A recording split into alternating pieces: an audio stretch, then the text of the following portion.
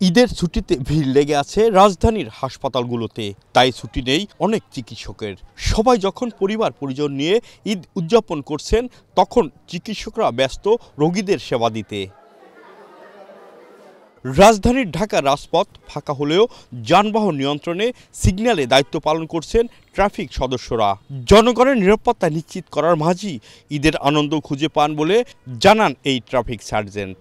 পরিবার পরিজন নিয়ে তো আসলে সবাই ঈদ করতে চায়, তো আমরাও চাই আমাদের পরিবার পরিজন নিয়ে ঈদ করতে, কিন্তু দায়িত্ব যেখানে আছে, আমাদের দায়িত্ব আপনাদের দেশবাসীকে এই মহানগরের মানুষদেরকে নিরাপদ রাখার, সেখানে আসলে পরিবার পরিজনের আগে আমাদের দায়িত্বটা চলে আসে। তো সেই দায়িত্ববোধ থেকে আসলে আমরা আছি, আমরা কাজ করছি আপনাদের ঈদযাত্রা নিরাপদ করতে, আপনাদের যেন ঈদের আনন্দটা এটা আপনারা ভালোভাবে উপভোগ করতে পারেন। এই জন্য আমরা আছি, আমরা রাস্তায় আছি, আমরা কাজ করে যাচ্ছি।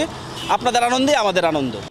ঈদ ও বিভিন্ন ছুটিতে অনেকেই পরিবার নিয়ে আনন্দ উৎসবে মেতে উঠলেও জরুরি সেবার দায়িত্বে এই সময়ে ব্যস্ত থাকেন বিভিন্ন সেবাদানকারী প্রতিষ্ঠানের কর্মকর্তারা।